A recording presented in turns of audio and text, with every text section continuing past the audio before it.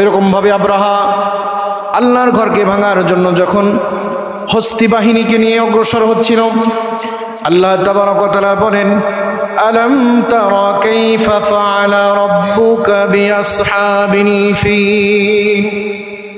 নবীজি সাল্লাল্লাহু আলাইহি ওয়াসাল্লামের উপর আল্লাহ পাক সূরা নাযিল করেছেন, সূরা ফিল।